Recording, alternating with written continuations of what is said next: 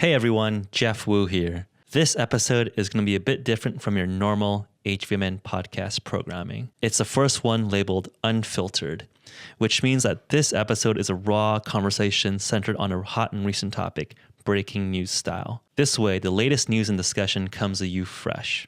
In what will probably be known as the most controversial and groundbreaking scientific achievements this year, if not this decade, Chinese scientist Dr. He Jiankui announced last week that he created the world's first genetically edited babies. He used CRISPR to create immunity to HIV in twins, and these twins were born earlier this year. The blowback was immediate, with virtually the entire scientific community criticizing Dr. He as unethical. China's Vice Minister of Science and Technology called the experiment unacceptable and said that Dr. He's scientific activities would be suspended. I chat with my good friend, Dr. Josiah Zayner. He's a biohacker and he's the founder CEO of the Odin, a genetic engineering company.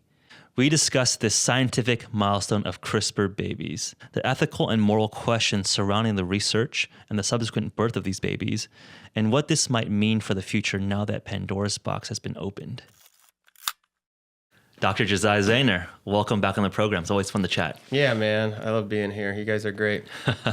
So, topic of the moment, human CRISPR babies. Yeah. Right. Let's unpack that. All right. So here's what happened. It was actually pretty crazy because apparently the Associated Press, AP, has been sitting on this story for a few months.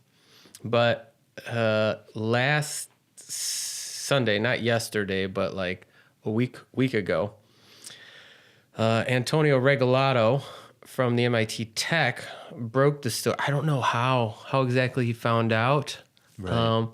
But he found out. And he broke the story on the MIT Tech, and like Sunday night, Monday, Tuesday, Wednesday, like the whole, like Twitter just blew up. Yeah. You know, I still think a lot of like, it hasn't reached public consciousness yet. It hasn't hit the zeitgeist. Right? We haven't had like Trump comment on it or anybody like that. But I would say in terms of science news, it's probably the biggest science news, at least of this year. Oh, but yes, yeah, it's totally. not, and probably of next year also. Right, but is it breaking the Trump stratosphere of PR? Not quite yet. Which is really interesting. That's super interesting. We could talk about that in a bit because it's like one of the most monumental things to me that's happened. Absolutely. To humanity. Yeah, if you look at a historical context, it's the first time that we've genetically engineered a human being and it was born. Yeah. Yeah, no, it's crazy. But yeah, it happened and like everything just exploded. And it's interesting because if you look at all the scientists, all the academic scientists, all the PhDs, almost 100%. There's a few here and there, but like almost 100% of them are against genetically modifying embryos and allowing them to turn into humans. Almost 100%, which is crazy. Yeah, let's talk about the ethical and moral questions there. But I want to just zoom hold back. on. Okay. Let me finish one sec. Yeah. But if you look at, so you can like, you know, go on Twitter and you look at all the comments from like, just like not non-scientists, non-PhDs. And it's weird because there's a large percentage of them that are pro. Right? And there's even been studies that have come out in the past year that have shown that like there's only like 11% of people are against. You're talking like across the globe, 11% of people are against using human genetic engineering in case of disease. Mm-hmm. Only 11% are against it. And the academics who were for it before this happened, all of a sudden are against it now. I think there's an interesting social phenomenon there in terms of how to have the higher moral ground or don't be criticized or castigated out of the academic elite. I think there's some interesting I think there is a lot of that. Political phenomenon that might be reflected in like the larger political landscape where it's very easily to be polarized and easily shunned these days. Well, you have to ask yourself, like, how do academics store value? Right? As business owners, you and I, like, we store value through revenue of our company, through our salaries and all these things. But academics don't have those things, right? Their salary doesn't really grow. Yeah. Yeah. Like, they don't in the whole outside world, they don't really have anything to offer besides the fact that they're a PhD, besides the fact that, you know, they're smart and know better than everybody else. So knowing better is like their thing. Yeah. Yeah, and that's, like you said, that's the position they seem to take, is like, I know best. It's interesting because a lot of people on Twitter I've seen say that. They're like, well, I have a PhD and I'm an expert. And I'm like, hey, look, like, everybody can read the same scientific papers you can.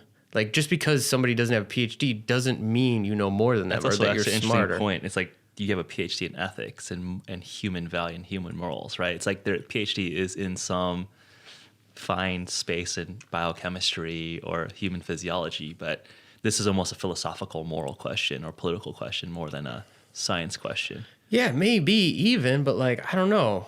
Like, to me, ethics, as much as we try to tout them, and I, you know, of course, I don't want to like kill people for no reason or something like that, even though somebody's going to say I said that. To me, ethics and morals are kind of just like some made up thing that we use to like control people. Yeah. Right. Yeah. Let's talk about that. But for folks who haven't followed the story, let's just set the landscape, the framework. That's a good point. Dr. He Jiankui, Chinese scientist, made some CRISPR babies. Yes. Can you lay out the facts? So what he did, and the timeline? so there's this Dr. Jiankui, he did his PhD at Rice University, then did a postdoc at Stanford.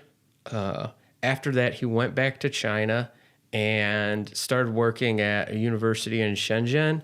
And they gave him some money to start working on these things. And he started doing experiments on embryos, on rat or mice, and then on monkey embryos, using gene editing to see if he could, you know, remove diseases and doing all this stuff in embryos and grow them then into adults, and if it affected anything or if there were negative consequences. And he saw very promising results across the board. Was he known to be a leader in the space, or was he? No, not at all. He was just some minor researcher out of China. For the past at least 2 years, we've had the capabilities to use gene editing, CRISPR gene editing in embryos. Yeah. We had the capabilities to gene edit embryos for much, much, much longer. But to use CRISPR gene editing, at least the past 2 years, we've had the capabilities. That's when the papers were published. You know, there's been some papers published from China and other places. But nobody was really doing anything with it. So there's kind of like a rule in science. You can't let an embryo live past 14 days. It's pretty arbitrary, I think. I don't know exactly why it's 14 days, but that's the rule. Once the embryo hits 14 days, you have to like destroy it and dispose of it. So some prestigious committee of top researchers decided this is the ethical bounds. We're going to kill all embryos. This is where it gets weird, days. right? Because like all these same people generally are on the pro-choice side, right, of the abortion debate. Fair enough, because they're probably left-leaning in terms of politics. I agree. Yeah. And so when the embryo hits 14 days, it's a human. But when the embryo is like, I don't know, 3 months, 6 months, or first trimester. It's not human. I think that's weird. You know, one of those like ethical weird crossover where you're like, wait. You can't have both. You got to have one or the other. Yeah.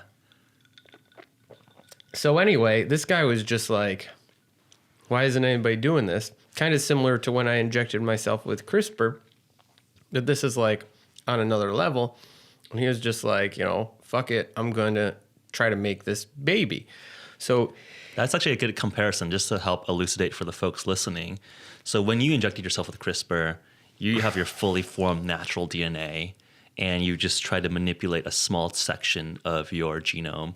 I think this is a muscle growth gene in your arm. Yeah. So ostensibly there, you would have a little bit of an editing in that small spot. Yeah. But for this experiment, this is full embryo. You're changing the DNA at birth. Yeah. So he, you know, decided to do this. He chose this gene CCR5, which there's naturally occurring mutations in the Ccr5 gene. So basically, it's a receptor on your cells that HIV uses to enter your cells and replicate. So if it's mutated, sometimes HIV can't get in. Mm-hmm. And we found that mutations to the CCR5 gene prevents HIV infection. It basically makes you immune to HIV. And it's naturally occurring in primarily European populations. But it's super well studied. They've done it in embryos before, right? It's or maybe it was hematopoietic stem cells or stem cells and stuff like that. But they've well studied the CCR5 gene. And I'm pretty sure that's the reason he chose it. It was the lowest hanging fruit. We already knew how to use CRISPR to target it. We already knew what was the best, ways to target it with CRISPR and all this stuff. Super well studied. So he went to HIV support groups and recruited some parents to participate, where the father had HIV and the mother didn't, and set about, engineering these embryos to have a mutation in the CCR5 gene so that the children would be immune. Technically, it can be passed on to future generations, but because you need 2 copies of it, it won't 100% be passed on, and it's unlikely for it to invade any population or anything like that because you need, multiple. Right, and this is a fairly rare genotype. Yeah, but he did like a ton of analysis and like experiments to confirm how it worked and what happened. It was super rigorous. He said he paid for it all himself, which I'm kind of skeptical of. Because this is expensive stuff. What do you, given your experience here, how much do you think this would have cost? Oh, geez, it depends on a lot. But right, so we're talking what happened. He had multiple couples, right? Yeah. They had to harvest the eggs. Then they had to take the eggs, do DNA sequencing, genome sequencing on all of them. Then what they had to do is experiments, genetic engineering experiments on them, sequence, the embryos after they do the genetic engineering. So you put CRISPR on it to see if it actually holds. And then it's really cool. What you could do nowadays, what they learned is when you have an embryo and you like try to genetically modify it, you let it grow a little bit bigger till it has like, say 16 cells. Okay. And then you could take off like 2 cells using a micropipette, and you could sequence those cells to see how the gene editing affected the embryo. And it doesn't hurt the embryo at all. Like not even a little. Yeah. Even you take off 1/16 of the biomatter. Yeah. No, right? Because those cells eventually expand and grow. Those are basically like stem cells. They haven't really been defined yet. Okay. So it doesn't matter too much. But yeah, so he was able to do that, sequence them.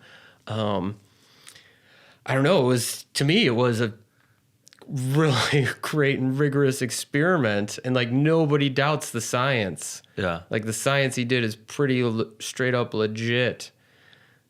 I don't know if he self-funded it. It's not a hoax, not a fraud. Yeah, as far as we know, like, God, just like, wow. Like, I'm so impressed because if it was me, like, I don't know if I would have presented the data. Like, what happens a lot with scientists, like, when you've done, research with the ketones and stuff like that, like, scientists, they don't want to see the data and what the truth is. What they just want is an avenue to criticize you, right? Sure. Yeah.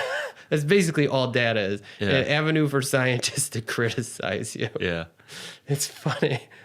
But he did it, and, it was so rigorous that, like, nobody criticized the science at all, and that's impressive in and of itself. And that's like, I don't know if he did all this stuff with himself and a couple other people, like, wow, I am impressed. That's what he claims. Yeah. And if so, it's like the ultimate biohack, right? Because he's super scrappy with the efficiency then. Yeah. In terms of like capital. Because it sounds like you didn't have crazy amounts of funding, you didn't have crazy amounts of government. It sounds like the government has kind of backed away, the university has kind of backed away in terms of the support and all of that. So I think that's kind of show, though. You think it's show? You think there was some? It sounds like from your perspective, this was a serious, rigorous effort that required a lot of time, money, and diligence, and this is not some back room operation. No. They worked with legit medical researchers. Apparently, they just misled them what actually was going on. Right. They told them that like they were just trying a new sequencing technology out on the embryos before they implanted them or something. Right. But like all the doctors. So I think if we just steelman all the critics, So it seems like the biggest concerns that I've read is that, one, the ethical forms were a little bit misleading. So the couples, the patients didn't exactly know that they're going to get their babies genetically engineered. That seemed to be one thrust of the attack. Yeah. Two is that, again, from an ethical or longitudinal critique, this has never been done before. Are these babies going to be harmed in the long term because you've just manipulated their genes in a novel way? And I guess third is that a critique is this is more of an engineering project than an actual medical use case, in the sense that CCR5, HIV prevention, some scientists are saying that that's kind of like a hand wave excuse to do the experiment. It's really more of an engineering challenge, and the medical use exemption, the medical use case is kind of like a little bit of a excuse to do this experiment. And I guess the last point was that there's some nitpicking around the deletion and the addition of the exact CRISPR site, where one of the twins, one of the twins was like heterozygous, so there wasn't a full deletion or full manipulation of the CCR5 gene. The other one had, like 4 deletions, 1 addition. So there was some, I guess, concerns around exactly what they did on the exact allele. Yeah. I mean, the ethics stuff kind of blows my mind, because if somebody asked you, right, like, we can make your child HIV resistant, and I'll do it for like $5,000 or $10,000. Yeah. Or if you can't afford that, let's just say $500 or something. Yeah. How many people would turn that down? Well, I guess it's like, what are the side effects and risks? But it sounds like they told them that this was somewhat risky. I mean, so here's the crazy thing. Yeah. Right now, when you have a child, what they do is they draw blood from the mother, they collect fetal cells, and they do a couple experiments. So normally they look for just chromosomal abnormalities. Those are the major things. But you can pay extra and they'll look for, I don't know, like 30 or 40 different genetic diseases.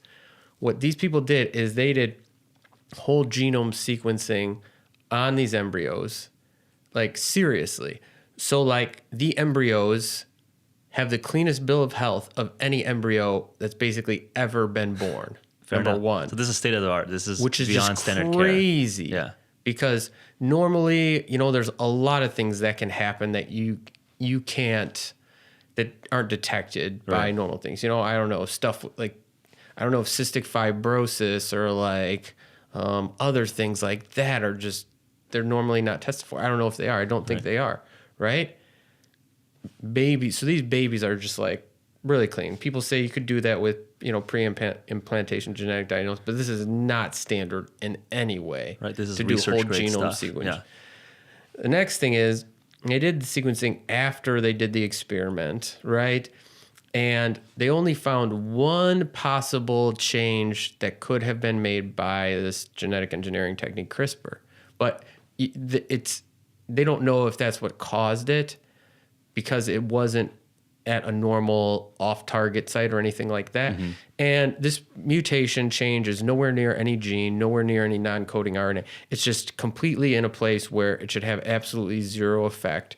Any normal scientist would conclude that, right? If they saw it, they would say, that shouldn't be any problem. Okay. So when we're talking about the ethics of like, will this baby get hurt or have any, we're pretty sure that there's nothing negligible that's going to happen based on just like bad stuff on accident. The next thing people argue is that, well, there's this really shitty ass paper, which is hilarious, really shitty paper, which looked at 23 people who had mutations to CCR5, 23. Mm-hmm. 2 who were homozygous. They had both copies were mutated, so they were resistant to HIV. Was it 2? No, it was 3. 3 people. 3. We're talking 3 here. One of them died from influenza, right? So we're looking at, like, does influenza cause more deaths in people with this CCR5 mutation?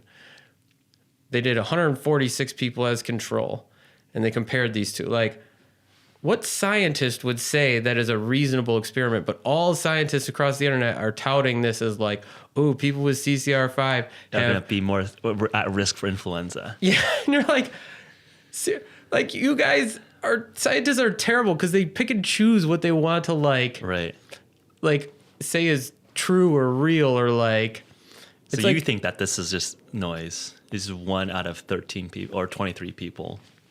And it was dumb luck. No, this was 1 out of 3. So if you look at then the heterozygous, which is another like 21 people, right? I think they saw, I forget what it was, but it was like slightly different than the 146 or something. But you're just like 20 people. That's not like a reasonable sample size for any sort of epidemiological study. Right. It doesn't make any sense. And people are like citing this paper being like, I read this paper where influenza you're just like, come on.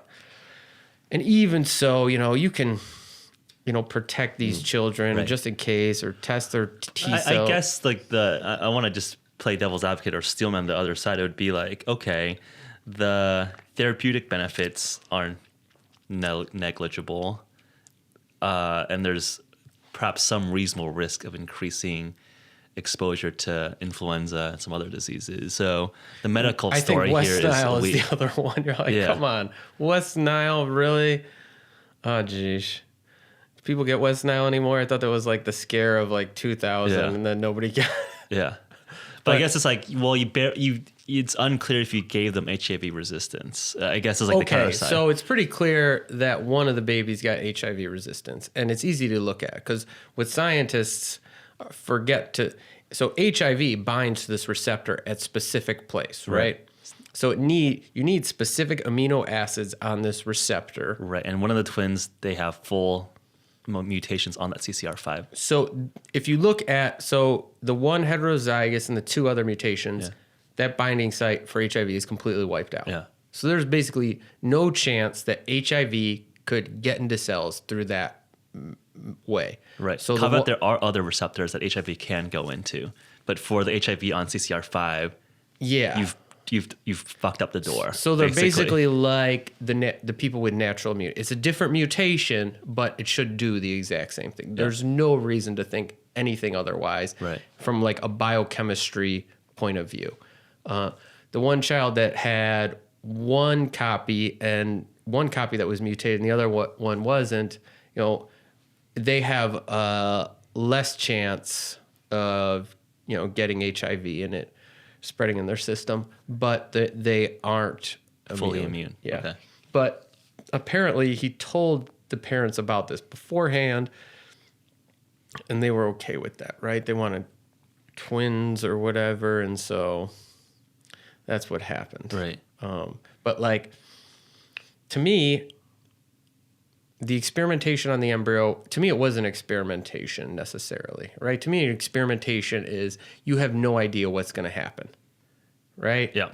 That's an experiment. An experiment is when you're like, all right, I'm going to try this, take this drug, do this thing, and see what happens. They know every single, normally they do like 30 times coverage on a DNA sequence, right? So they'll sequence it 30 times to make sure that they don't make any mistakes. Right. These babies, they did like 100 times. So more than 2x or 3x normal. They know everything in the DNA. They know right? I agree with you. I would say this is an engineering project. I think the techniques were known. It has never been done before. So this is more of like a... Totally. This is physically possible. This is technique-wise possible. But this is us actually doing the steps in a human embryo and taking it to term. Exactly. I think that's all it is. Yeah. But people say it's experimenting on children. It's not experimenting. Do you buy the story that he chose a CCR5 just... Do you think it was more of a... So I think we can kind of agree that this is definitely more of an engineering application. And then if so, it seems that there's quite a bit of maybe scientific jealousy or... That's a lot. Here's the thing. When I did my experiment where I injected myself... People thought you're crazy and like you're horrible. Well, not just that, but like the first thing you do is you're like, all right, what's the easiest target I can choose, right? Yeah. Because I want to make sure this works. And that's why you choose CCR5, I think. And people are like, oh, He chose something that's not super therapeutically relevant. But he chose it because He understood it. Yeah, Yeah. he knew how it was going to work. And I think a lot of that, people are trying to find reasons wrong with that, is because they wanted to be, like you said, they wanted to be first. Yeah. They wanted it to happen for them. They wanted it to happen for America. They wanted it to happen for a lot of different things. If you look at the headline from the MIT Tech, it's fucking ridiculous. It says Chinese scientist does this almost in a derogatory way. Like if it was somebody from Italy, would it have said Italian scientist, or somebody from the UK, would it said British scientist? Maybe. I don't know, maybe, but Maybe. I don't think so, right? Like it's this weird There's definitely battle. some competition between U.S. and China, but Science is huge though, right? Okay. Especially because all the embryo editing that's been going on has been in China. Okay. And U.S. scientists are almost in this, people call it the modern space race, the modern gene race against China, because China's like China already has clinical trials going with CRISPR. Right. In the U.S., we don't have any. Right. No other country, I think, has any, right? China already edited human embryos with CRISPR. In the U.S., one guy claimed he did, and he was just tore to shreds. Milipitov from I don't know, up in the Northwest, right? So there's this almost... There's this huge battle between China and U.S. in science right now. Yeah. And it's crazy.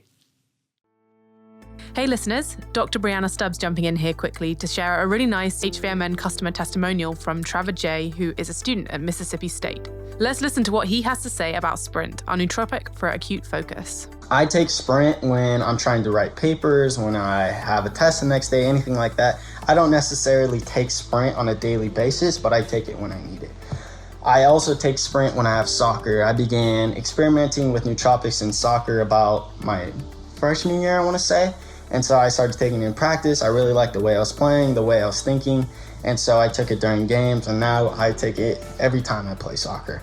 I personally don't understand why more people don't take nootropics when it comes to sports, because that mental side is huge when it comes to sports. You're able to think extremely clear. You're able to focus. You're narrowing in. You're not worried about who's texting you, who's Facebooking you, nothing like that. You're able to focus. Great to hear that Sprint is helping you out in both academia and sport, Trevor. This month's special podcast offer is 15% off our HVMN Performance Supplements line, which includes the aforementioned Sprint. Simply visit www.hvmn.com/pod to claim that offer. Again, that is www.hvmn.com/pod. This offer ends on December 31st, 2018. Now, back to the podcast. I mean, so I think you're right. I think there's probably definitely a different level, because I think there is that geopolitical context around trade war. You have one preeminent power, one rising power, and I think there's been in historical record 14 out of 18 times that has happened in the past. There's a war. And I think China is obviously developing technologies in terms of computing, AI, and genetic engineering. So I think there is some concern and scare, I don't know, a fear or around that. Absolutely. Oh, yeah. I think there's a huge fear, right? Yeah. Because people are afraid that, they're going to be left behind. People are afraid that, if you look at all the big fears around gene editing, it's, the big fears are always, I'm afraid it's only going to be available to the wealthy. Right. I'm afraid that my children are going to be left behind. I'm afraid I'm going to be left behind. Right. I'm afraid I'm not going to be able to compete in the workforce. Right. And all this stuff. And it's that does suck, and it is sad. But the thing is that instead of trying to push to ban this stuff or push it to the outskirts, what we could do is work to make it accessible to everybody. Right. And then people wouldn't have these worries. Right. Which is kind of your ethos and mission in terms of democratizing biohacking or these tools, right? Yeah, no, totally. So I'm curious, where do you think this stands in terms of, I think we touched upon the ethical moral question a bit, but maybe this is at the right time to just articulate and just explore all possible concerns here. It seems to me that, and I think I'm more along your route of thinking, which is that this is going to be inevitable in the sense that someone was going to take the first step to make this an engineering project and just do it. Do you think that just opens the gate now where it's okay, now it's been done, we can maybe explore this more and more? Or do you think it's going to be the opposite effect where it's You know, No, Dr. it's- He is a crazy iconoclast. He's going to be like the Galileo. We're going to like put him in jail. We're going to critique him. This whole field is going to be I would be blocked. surprised if he gets put in jail or anything like that. He might like disappear for a little while. Which Like, apparently I was just Googling him right before we jumped on. Apparently there's rumors he's been disappeared over the weekend. yeah, I mean, I don't think he's like literally, like, I can't imagine if it happened in the US, I imagine there might be some backlash or cry, but I imagine that like people would find a reason to push forward with this. And I think the same thing's going to happen in China, is that they're going to, this is going to be a reason to push forward with it, not hold back and ask those questions like, all right, where do we go from here? If we want to do this, how do we do it safely and effectively? Right. Did he actually do it safely and effectively? Right. And is that how we're going to do it going So forward? you think like the government and the university system in China, who are sort of doing the lip service of criticizing it, is I think lip it's service? Yeah, I think it's Okay. more global lip service to like the scientific community. Like, oh yeah, this sucks. Like, it's terrible. We But, should like, have, yeah. you can't help but like be proud, right? Like you can't. I'm proud for this person. Yeah. And like, I have no allegiance to them at all, Yeah. nationalistic or university or otherwise. Like, I can't imagine there's not other people who are proud of this person. Like, whoa, it's crazy. And it's just, to me, it's so impressive. And the fact that, like you said, it's going to be done anyway. There's nothing that we can stop this stuff from happening. And Right. it's just, if you ask me, if you were to ask any scientist, when do you think embryo editing is going to happen? Everybody probably would have said like 10 years, maybe longer. And it happened in 2008. Like, that's just crazy. But it wasn't a scientific question. It was just who would do it, right? Because the techniques were known. Like as No. you're saying, everyone was doing it in embryo, but they just killed them in 14 days. Yeah, it's like you remember the first time where, you know, when you're a kid and like you were going to do something wrong or like smoke weed or something. Right. And like your first friend who did it or brought the weed along, and the first time you did it, it kind of like opened this door.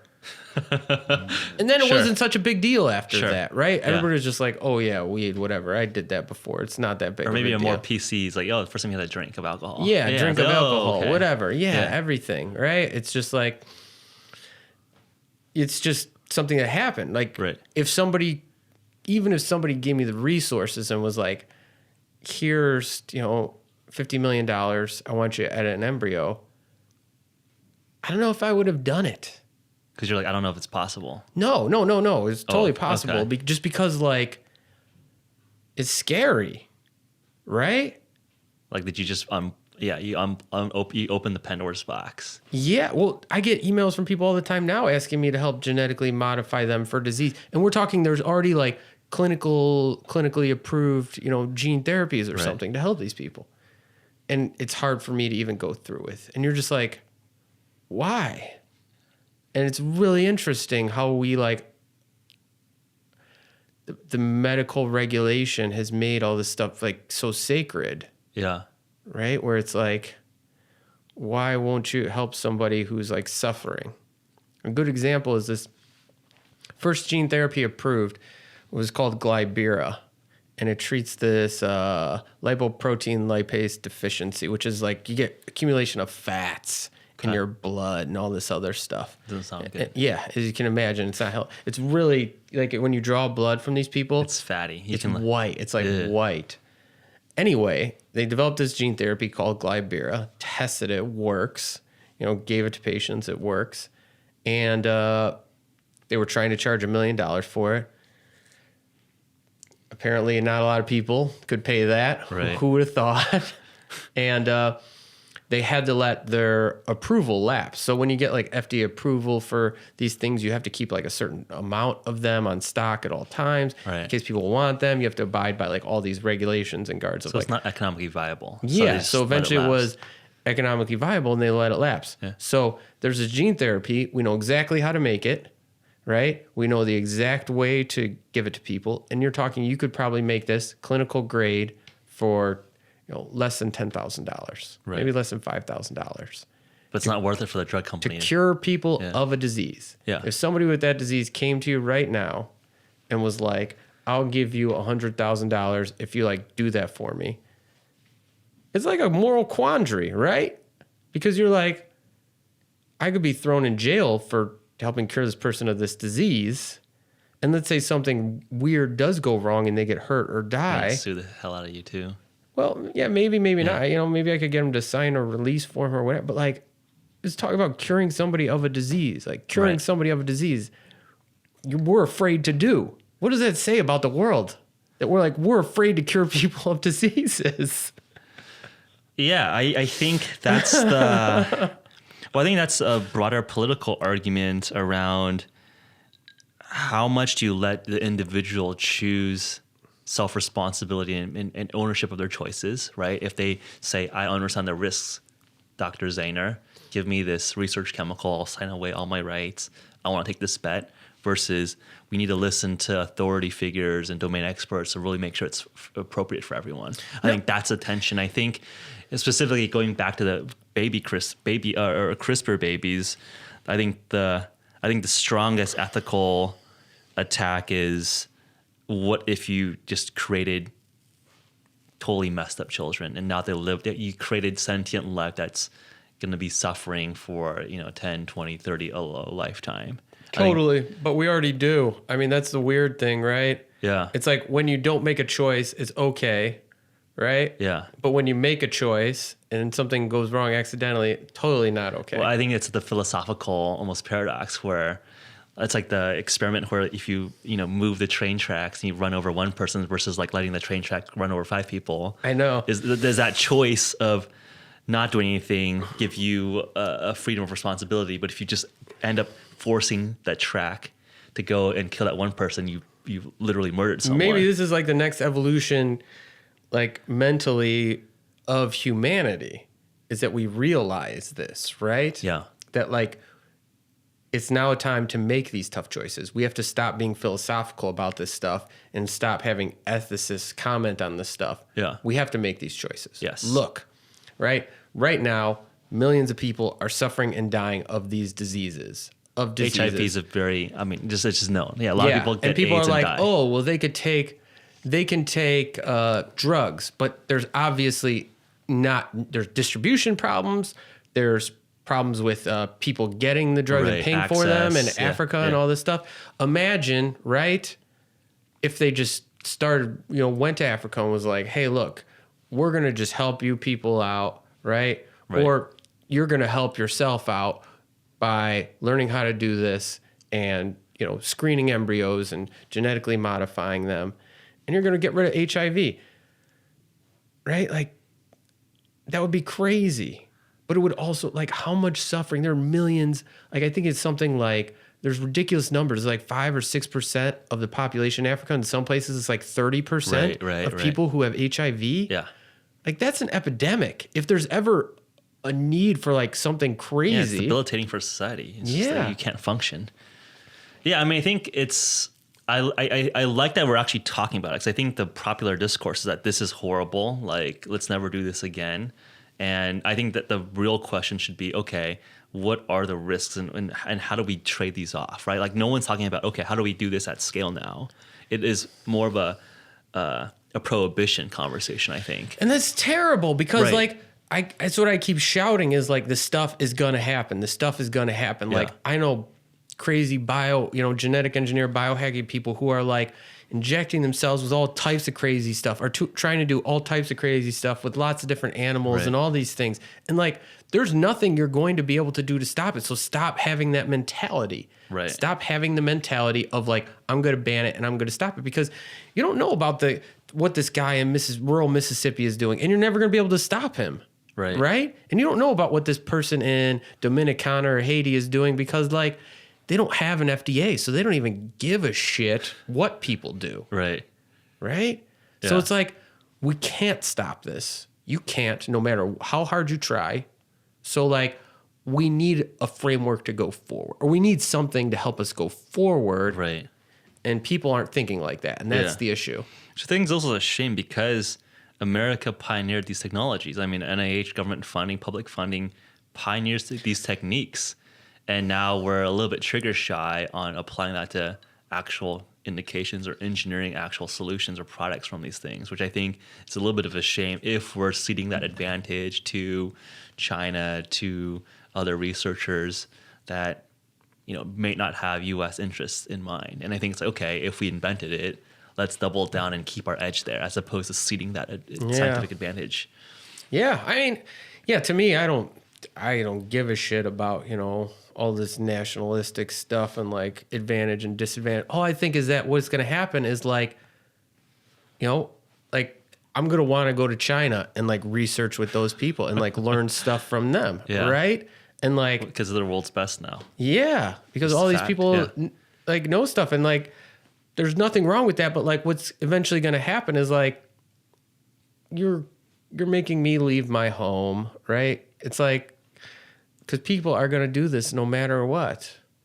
You're going to force people out, right? To me, it's like, and I'm sure people suffer discriminations in a lot worse ways, but it's a type of discrimination, right? It's just like, look, this is going to happen. Stop trying to.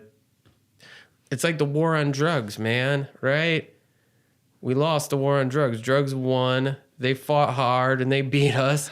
And it's like, now we're giving up and we're starting to legalize. Yeah, stuff. Weed's legal. And we're just like, damn, that was stupid from the beginning. Yeah, put a lot of people in jail for essentially no reason now. Yeah. It's crazy. And then maybe the same thing will start to happen, and that's just going to be ridiculous. And, 20 years from now, we're going to be like, oh, shit, like, that was stupid. The war on genetic engineering was really terrible. Yeah. So just in terms of just framing in terms of what you think this means in terms of scientific importance or human achievement, I think to me it's pretty up there in terms of progress as a civilization, right? Like this is kind of like the man on the moon for genetics. It's crazier than that. Think about this, right? Think about this. So Homo sapiens have been the dominant human species on Earth for like 50,000 years or something like that, right? And before that, there was other Homo erectus and all this other stuff. 50,000 years. And now it's going to change, right? We are now creating new species of humans. I mean, we already kind of have a little bit, but now it's like literal. Nobody can say that, these aren't going to be new species or anything like that.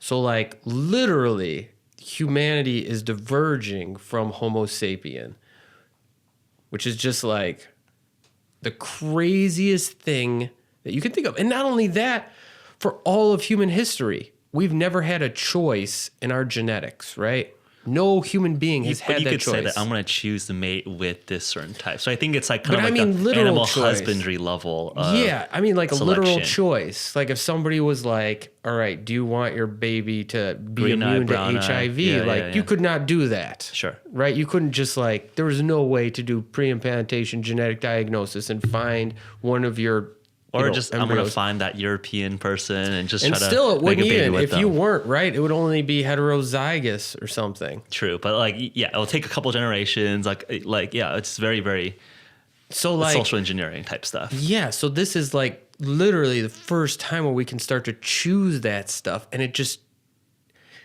to me, it's the largest accomplishment humanity has ever seen, right? Because now is where the crazy stuff happens.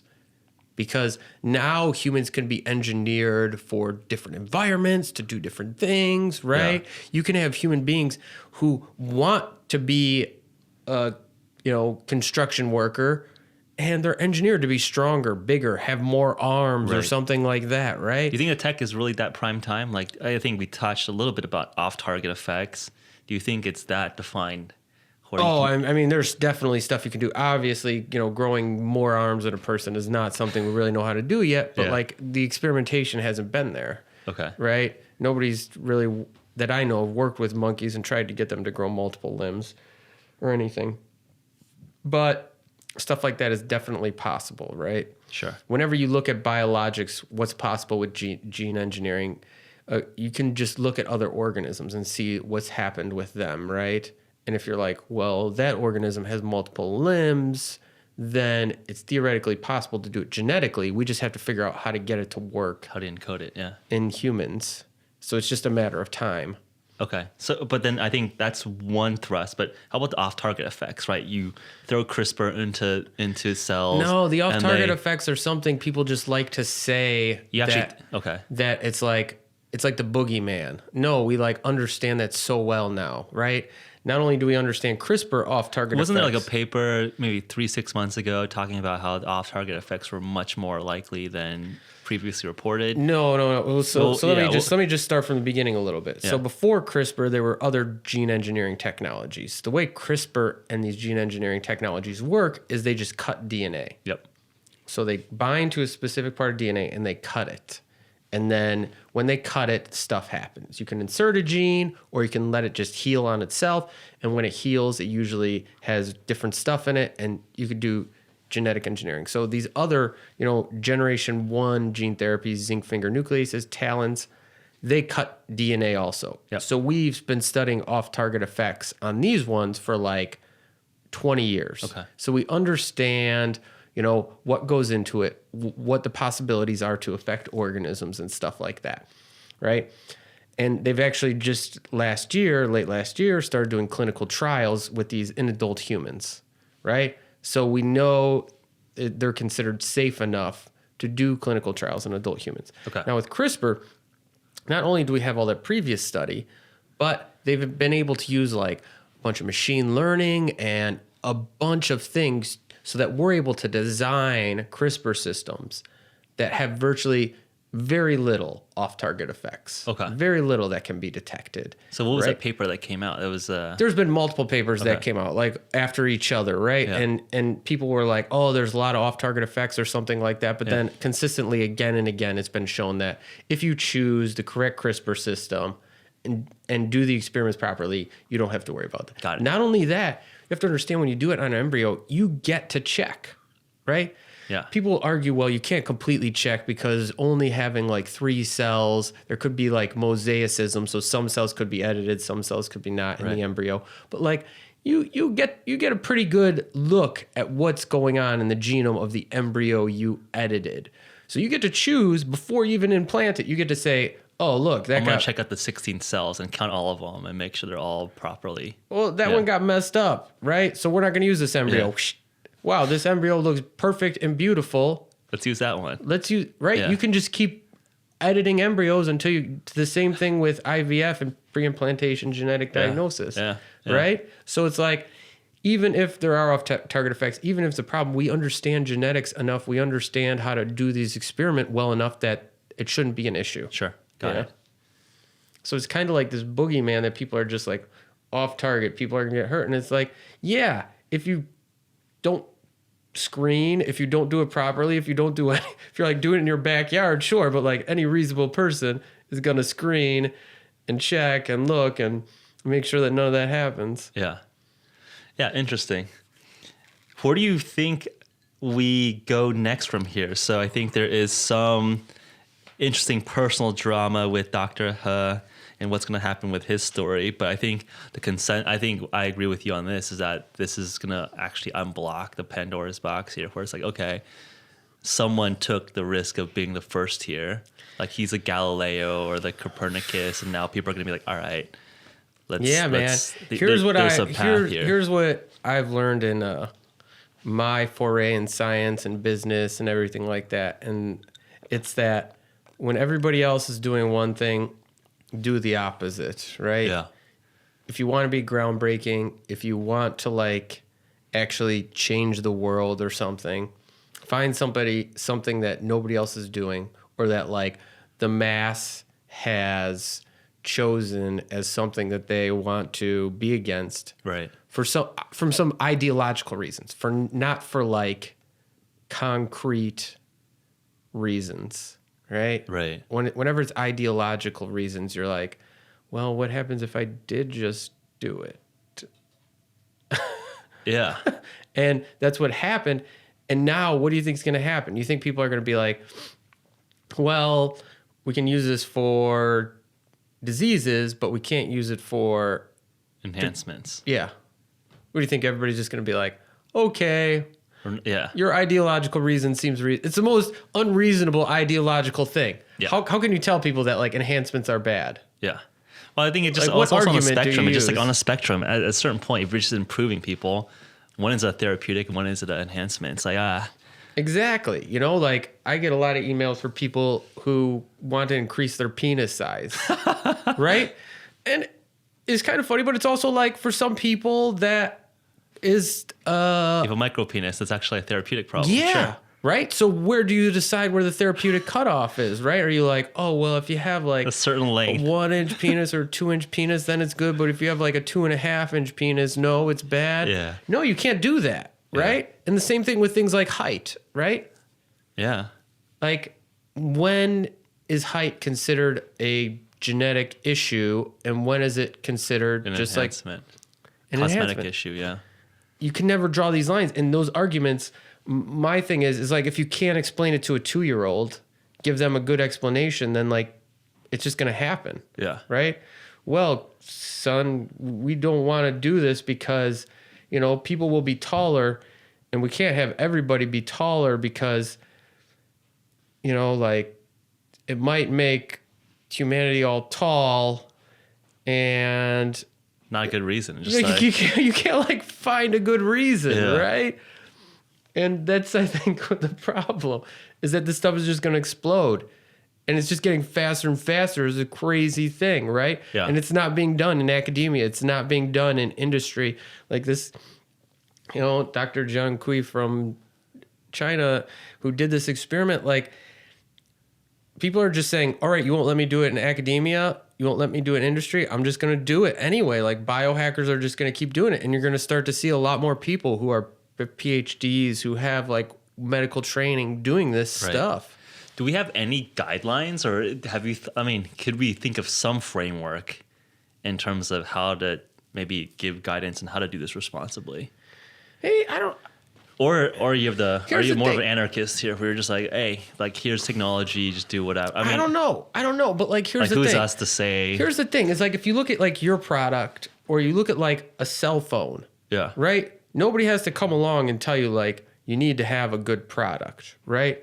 If people buy your product and it doesn't work, right? If you buy your new Google Pixel phone and it's broke right when you get out of the box, or after a week, nobody's gonna buy a Google Pixel phone. Right.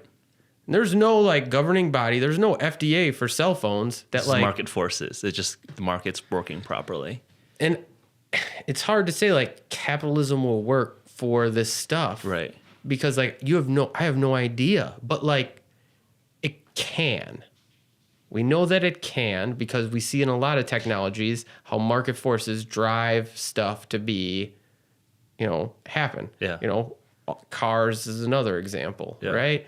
And they do have certain laws around it, like lemon laws or whatever, prevent people from getting sold like cars that just break down right after they take them off the lot. But like generally, it's just the capitalistic market that drives it, right? Why ask people, why do you drive this car? Why do you drive a Tesla? Yeah, well, because 'cause- it's good quality. yeah. Good quality, right? Yeah. I mean, I guess like would there be some sensibility around, okay, we're gonna do the best possible way to pre-screen out genetically engineered embryos. We're gonna do our best effort there. But if I end up giving you a child that's defective, it's a very cold way of saying it, but there's some issues with it. We're gonna People take care of it people or die compensate in on it. hospitals right now going for routine surgery and you die, right? You basically sign that away, right? Which I think I think it's a cold, but I think that's a reality, right? Like, It I think is. And like, is that the right model? Okay, like you're signing up for this intervention. There is real It's like risks anything, here, right? Like and if you maybe die, don't be the first person to do it. Maybe be like but the someone will fifth. want to be the first person, and you should let them be the first person. Exactly.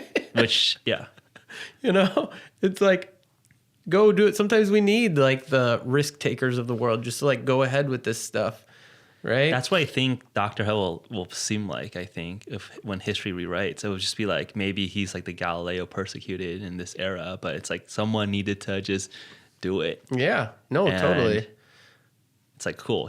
Because he did then it. he opened. We have this like cognitive block where we thought that like we can't do this. Yeah. Not for any technical reason, just like we can't.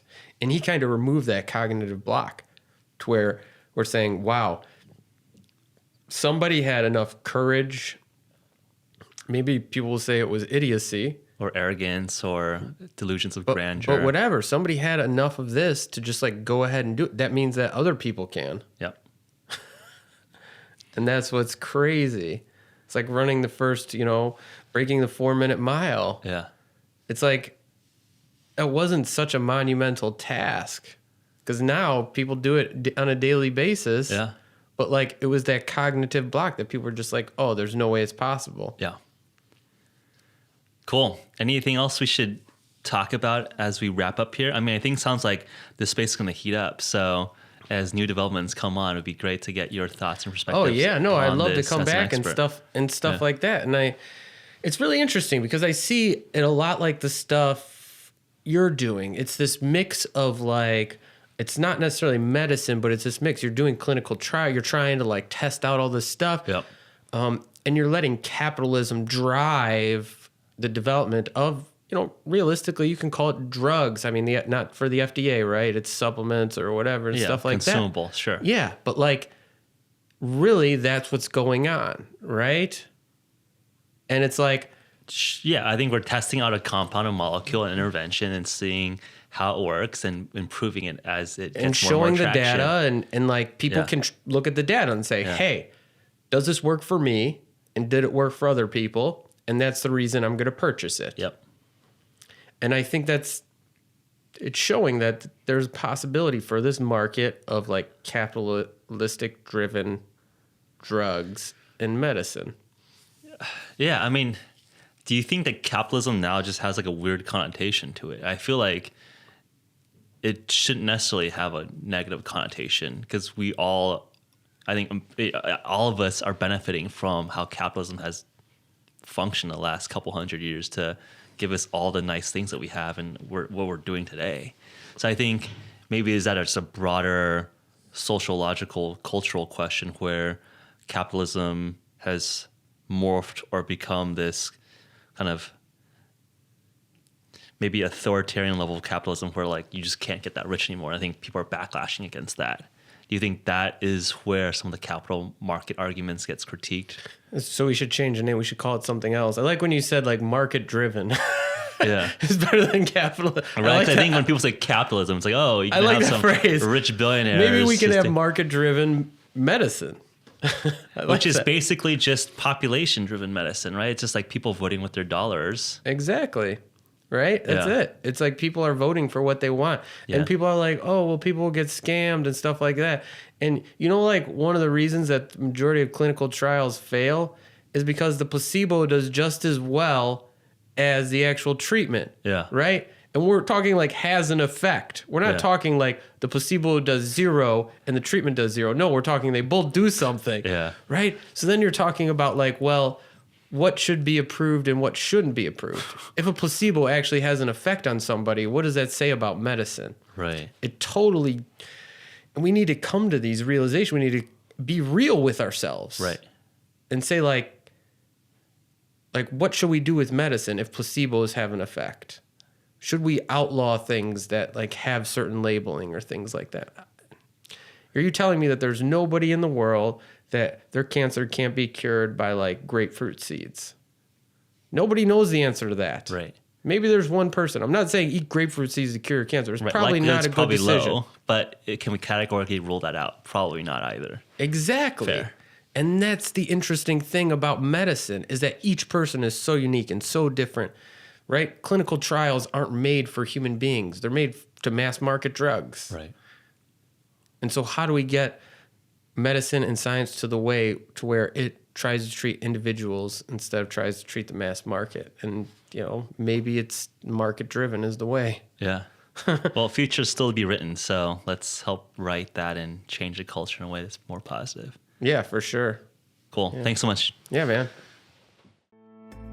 Thanks for tuning in this week, everyone. Remember to check out www.hvmn.com/pod for this month's special podcast offer. For December 2018, that offer is 15% off our entire HVMN Performance Supplements line. This is the perfect holiday gift for for your friends, family, or even just treating yourself. Are you interested in getting $15 worth of HVMN store credit that you can use on our website? Submit a written review on our iTunes page and send that screenshot to podcast@hvmn.com. Our podcast email line is always open for your suggestions, feedback, and questions. Until next week, friends, stay sharp and train smart.